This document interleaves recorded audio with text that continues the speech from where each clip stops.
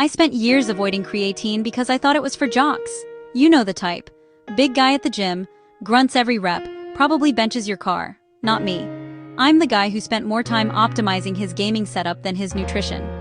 But then I actually looked at the science, and I realized I'd been ignoring the most researched, most proven supplement in human history.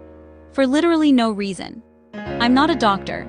I'm not a fitness influencer with a six-pack and a protein shake sponsorship. I'm a nerd who got tired of being tired, and when I finally took creatine for 30 consecutive days, tracked everything, ran the experiment on myself, what happened was not what I expected. Some of it better, some of it surprising, and one thing that nobody in the fitness space seems to talk about. Stay with me. This one is worth your full attention. But first, let me tell you the one thing that convinced me to finally try this. It wasn't a gym bro. It wasn't a fitness influencer. It was a cognitive science paper about gamers. Because creatine doesn't just affect your muscles, it affects your brain. And when I realized that, everything changed. Okay, let's do some actual science. Nerd version. Creatine is not a steroid.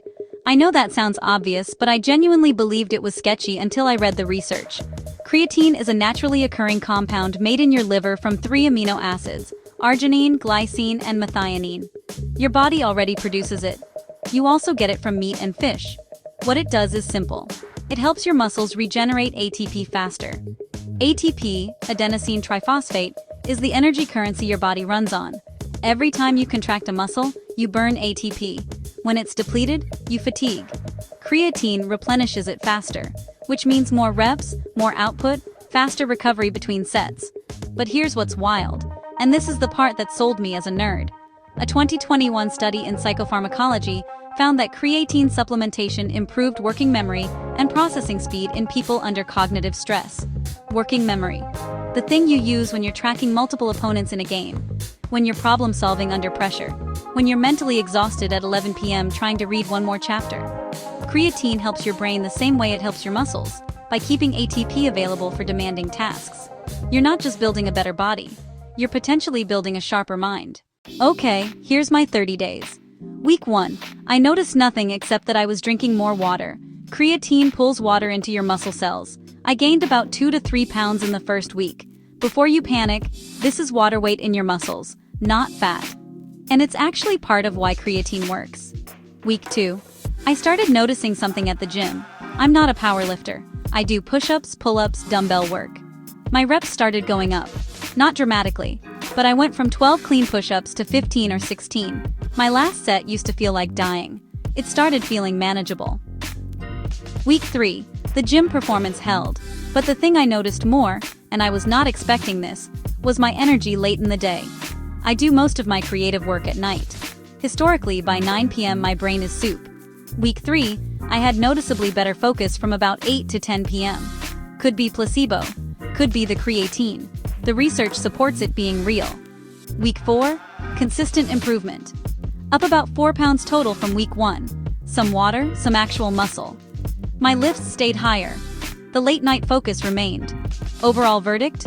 Real. Noticeable. Boring enough that it should be everyone's first supplement. Now, before I get to the part that surprised me most, and the thing most guides completely get wrong about how to take creatine, I need to address the concerns. Because I had them too. And if you've been Googling creatine hair loss, creatine side effects, or is creatine safe? I see you. I was you. Let me give you the actual science. No hype, no scare tactics. Myth 1. Creatine causes hair loss. This comes from one study, from 2009, done on 20 rugby players, that found an increase in DHT levels. DHT is a hormone associated with hair loss. Here's what that study did not find. Hair loss. It found a precursor marker. There have been no large-scale studies replicating this finding. For most people, this fear is not supported by the research. Myth 2. Creatine is hard on your kidneys. This is a concern if you already have kidney disease. For people with healthy kidneys, the research consistently shows creatine is safe at recommended doses. Multiple long-term studies have confirmed this. Myth 3. You need to load creatine. The old advice was 20 grams per day for a week, then drop to 5 grams. More recent research shows 5 grams per day gets you to the same saturation point. It just takes 3 to 4 weeks instead of 1. If you want faster results, load. If you want simplicity, Just take 5 grams per day and wait a month. Same end result. Myth. 4. Creatine makes you bulky. Creatine is not a mass builder. It's a performance enhancer. It helps you do more work. The muscle you build comes from that extra work, not the creatine itself. You will not accidentally become jacked. Here's the part I don't hear enough people talk about. The fitness space markets creatine almost entirely to people who already go to the gym. Heavy lifters, athletes, people chasing visible muscle. But the use case that made me actually care? Brain performance under fatigue. Think about your average week as someone who works at a desk, games, studies, or does any kind of mentally demanding work. You're not necessarily sleep deprived. You're not eating terribly. But by late afternoon or evening, you hit a wall. That cognitive drag, the reduced processing speed, the slower decision-making, the harder time focusing, is partly about ATP availability in your brain. Your brain uses ATP for everything, and creatine helps maintain that supply during demanding tasks. There's a reason some researchers are now studying creatine for cognitive resilience in sleep-deprived populations. There's a reason it's being explored in contexts like depression and brain injury recovery. This is not a supplement for meatheads. This is a supplement that belongs on the desk of every nerd who wants to be sharper for longer. Now here's the thing I wish someone had told me before I started. And it's not about dosing or timing. It's something that nobody in the fitness space mentions, because they're not making content for people like us. People who game, people who code, people who read for 4 hours and then wonder why they're exhausted. Here's the specific thing to watch for, and I almost missed it entirely. The effect that matters most for someone like me, someone who prioritizes mental output, is not the gym performance. It's recovery time between mental and physical exertion. I work at a desk for hours. I go to the gym. I come back. And then I need to be mentally functional again.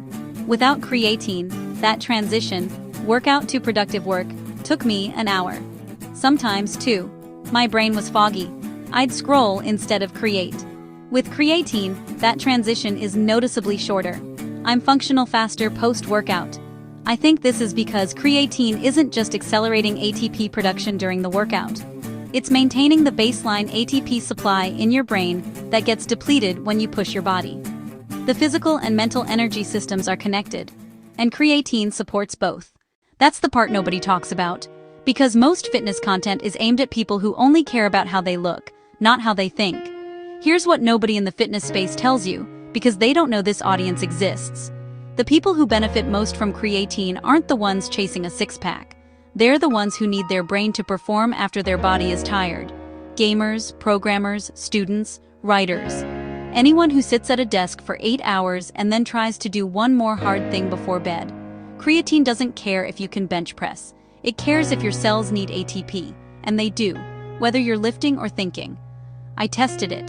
The data is real, and after 30 days, I'm not going back.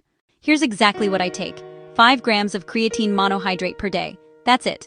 Not creatine HCl, not fancy proprietary blends.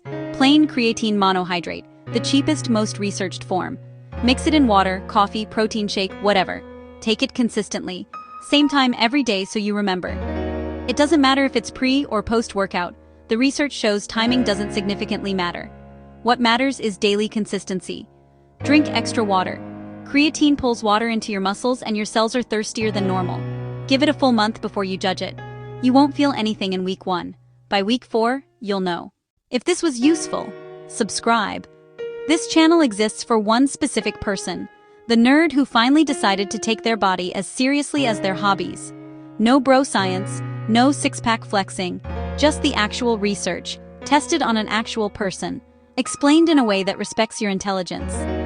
I've got more videos on the exact workout framework I used during those 30 days, no gym required, and the supplement stack I built around creatine that costs less than a monthly game subscription. Links are above. See you next week.